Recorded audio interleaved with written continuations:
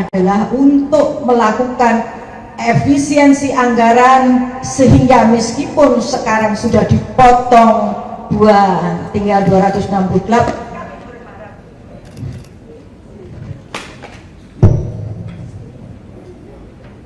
kami berharap masih bisa menurunkan lagi, namun tidak mengurangi sasaran.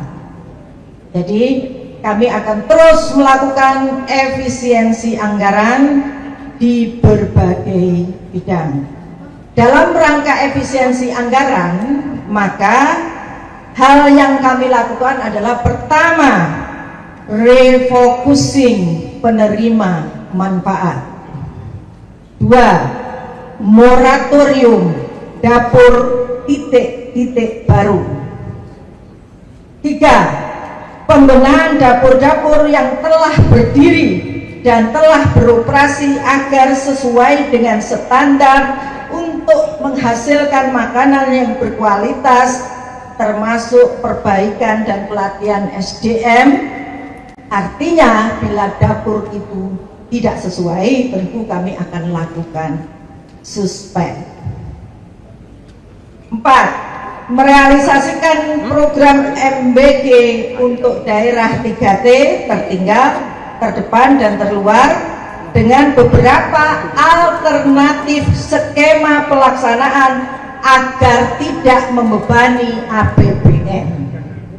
Nah, itulah yang sore hari ini kami konsolidasikan. Jadi kami fokus kepada efisiensi anggaran. Demikian dari kami, dan insya Allah kita akan bertahap bicaranya. Kita akan adakan jumpa pers sesering mungkin, mungkin minggu depan juga kita akan jumpa pers lagi tentang tema-tema yang lain. Tapi sore hari ini kita bicara pada efisiensi anggaran. Terima kasih. Baik, terima kasih Ibu Nani, Ibu Waka dan Pak Waka. Apa ada yang ingin disampaikan juga? Baik, selanjutnya kita masuk ke sesi tanya jawab. Untuk pertanyaan kali ini kami batasi maksimal 3 pertanyaan dan temanya terkait perbaikan tata kelola pelaksanaan MBG dan efisiensi anggaran saja ya. Karena nanti untuk manajemen pimpinan yang baru ini kami akan rutin melakukan konferensi pers setiap minggu. Jadi mohon untuk setiap minggunya ada tema-tema khusus dan tidak boleh di luar dari tema itu. Terima kasih. Mungkin silakan sebutkan nama dan medianya.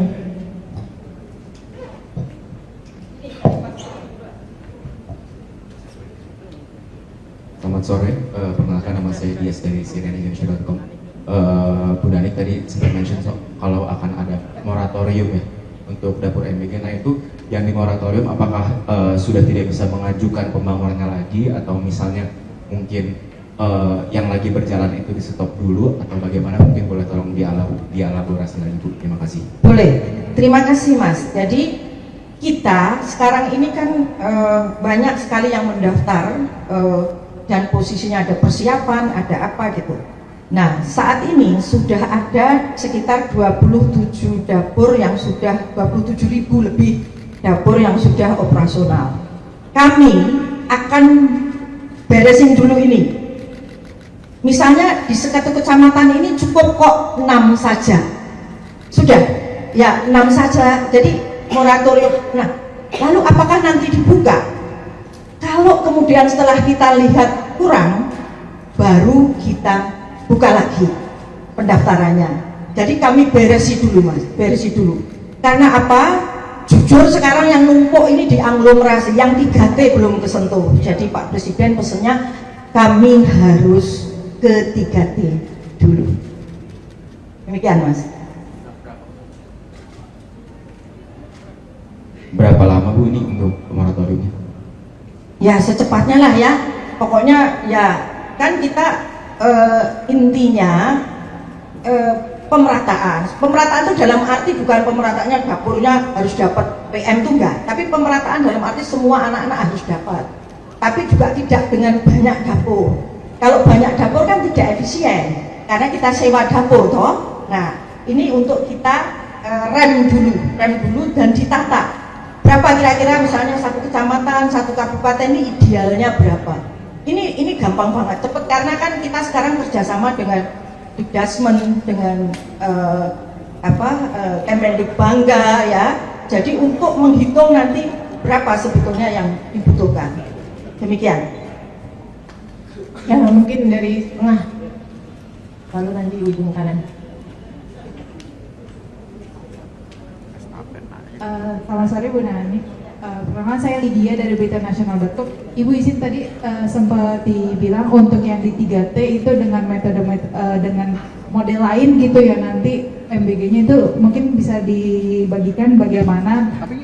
Dan anggarannya tadi kan mau dipotong, kira-kira udah ada rinciannya belum Bu, besarannya bagaimana yang bisa diefisiensikan, dan yang untuk di 3T difokuskan kira-kira berapa gitu. Terima kasih. Terima kasih Mbak Lydia.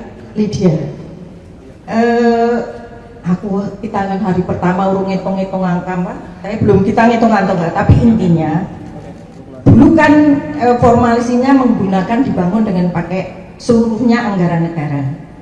Yang sekarang itu kita coba ada alternatif lain. Misalnya ada CSR BUMN, ada hibah dari negara lain, itu banyak loh hibah-hibah ini. Bahkan sekarang sudah ada juga beberapa yayasan yang menerima hibah untuk membangun dapur ya.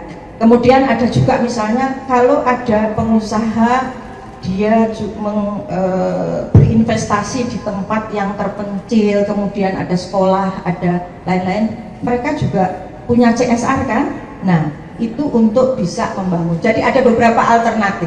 Intinya untuk mengurangi beban anggaran APBN yang dulu kan full 100% mau dibiayai oleh APBN. Nah, dan kita juga ininya tidak harus membangun dapur baru, itu prinsipnya. Kita bisa menggunakan dapur-dapur misalnya kantin sekolah. Karena 3T ini cuma ada yang 200, ada 81, ada 47 orang di wilayah-wilayah itu. Jadi nggak mungkin kita membangun dapur-dapur baru. Jadi yang sudah ada existing, nggak tahu dapurnya siapa, mungkin ada dapur umum atau apa. Intinya tidak harus membangun dapur baru. Oke, terima kasih. Ya, satu lagi ya. Sisi kanan, silakan. Selamat sore, ibu-ibu dan bapak. Andi, Pak, Bu dari Kata Data. Ada pertanyaan. Yang pertama buat Bu Arum mungkin ya, kan ini salah satu alasan pergantian pemain di BGN kan untuk biar lebih ketat gitu ya, sama yang kata Pak Menkesnek juga. Kira-kira bakal ada inovasi apa nih untuk pengetatan atau pengawasan biar nggak ada kebocoran lagi di BGN seperti pesannya Pak Prabowo dan Pak Menkesnek. Terus tadi kan ini akan ada moratorium sama bakal ada pelatihan SDM di SPTJ-nya ya. Itu saya tangkapnya begitu. Dengan adanya langkah baru ini, apakah di akhir tahun ini masih akan tercapai 82,6 juta atau ini akan jadi lebih panjang lagi jadwalnya? Terima kasih. Moratorium tadi udah tak jawab, masa dijawab lagi. Nah, jadi gini dampaknya ya. Kemarin kami bertiga dipanggil Presiden dan kami sudah menyampaikan ke beliau tahun 2026 ini, mohon Bapak, kami tidak mengejar kuantitas, kami akan perbaiki kualitas, sehingga bisa jadi kami tidak akan mengejar ke 82 juta, tapi bagaimana dapur-dapur ini sehat, memberikan makan yang bergizi ya, lalu refocusing. Misalnya nanti akan kita juga kalau ada sekolah-sekolah yang mahal gitu, kan kita tanya apakah masih perlu MBG. Nah ini yang kita alihkan ke 3T, jadi bisa aja sebetulnya penerima manfaatnya bertambah, tapi tambahannya ini sebetulnya mengurangi dari yang tidak fokus mungkin selama ini. Nah sekarang kita fokuskan, kan sekarang kan semua sekolah dikasih. Nah sekarang kita fokuskan adalah ke 3T dan terutama untuk 3B. Boleh sekedar untuk gambaran 3B. Jadi setelah kita diskusi dengan para pakar, kami ini selalu diskusi dengan para pakar untuk mengambil kebijakan. Kami kumpulkan dengan para profesor di bidang anak, dokter anak, lalu ahli fisik, bahwa mereka itu mengatakan bahwa intervensi gizi itu paling bagus adalah saat mulai kandungan bulan pertama sampai usia 9 tahun atau sampai SD. Nah, kita yang kejar ke sana. Makanya kemarin kita kan sampai mengeluarkan ancaman SPPG harus ada 3B, Bumil, Busui, Balita. Kalau enggak kita suspend. Alhamdulillah hasilnya bagus, 2 minggu tuh. Kan ini ada 22 juta 3B. Nah, itulah kira-kira ya. Pokoknya fokus Mas, biar anggarannya juga fokus ya kan ke sana tercapai. Nah, terus apalagi tadi Bu Arumsari ya. Baik, terima kasih. Tadi sudah dikenalkan Bu Kepala ya bahwa background saya adalah dari BPKP. Saya auditor 34 tahun, jadi kami ini kalau namanya auditor pasti ekspertisnya adalah di bidang tata kelola dan pengendalian internal. Jadi itu satu paket mas sebenarnya ya. Nah, kalau inovasi konkretnya apa gitu ya, itu mungkin realnya mungkin saya belum begitu detail lah ya, tapi yang saya sudah sepintas tahu ya, kan memang adalah portal MBK lah, Dialur, sistem-sistem yang ada di sini, SIPGN dan sebagainya.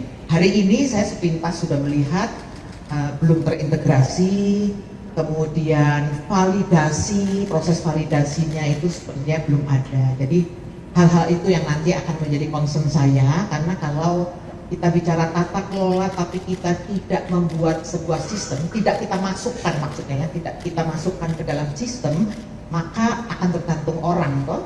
Nah, kami akan mencoba nanti bahwa kebijakan strategis yang sudah disampaikan oleh Pak Presiden dalam hal ini memberikan prioritas pada tadi daerah 3T misalnya, nanti kita akan ambil datanya dan sebagainya. Dan itu saya sudah bicara juga kemarin kebetulan ketemu, kita kolaborasi dengan kementerian-kementerian lain, karena sebenarnya kementerian lain bisa jadi sudah punya data ya, misalnya ya yang jelas yang sekarang sudah dipakai juga nih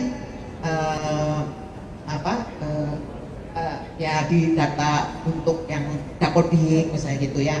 Nah, tapi kita akan memperluas nanti dengan data-data yang lain. Kami akan bekerja sama dengan Kemenkes yang mungkin sudah punya sebenarnya data dan sudah punya program juga misalnya untuk stunting dan sebagainya. Jadi itu mungkin saya mohon maaf saya belum bisa menjawab terlalu jauh, karena kalau Bu Nani kan sudah lebih dahulu di sini ya. Kalau saya ini benar-benar baru hari pertama, juga baru, dan saya juga belum dapat ruangan jadi karena ruangannya masih disegel, jadi belum bisa, mungkin mohon maaf. Nanti saya akan terus mengupdate seperti tadi Bu Kepala sampaikan, kita akan terus mengupdate gitu ya. Sebenarnya Ibu dan Bapak ya, kita sebenarnya sudah mendapat banyak rekomendasi ya, termasuk dari KPK. Maka pasti nanti akan kita sesuaikan dengan kondisi-kondisi. Ada dari KPK, mungkin ada beberapa pihak juga yang sudah memberikan rekomendasi.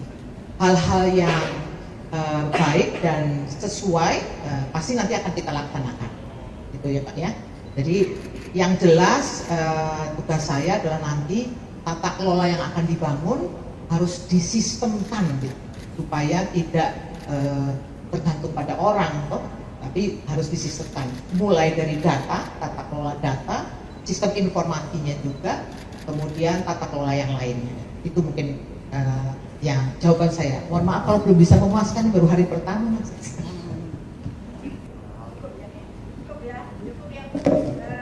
Terima kasih teman-teman semua. Mohon dukungan. Pakai mic Bu. Ya. Terima kasih teman-teman semua media yang sejauh ini memang sudah luar biasa membantu program MBG. Mohon doanya, mohon dukungannya, dan mohon dikoreksi kalau kami salah.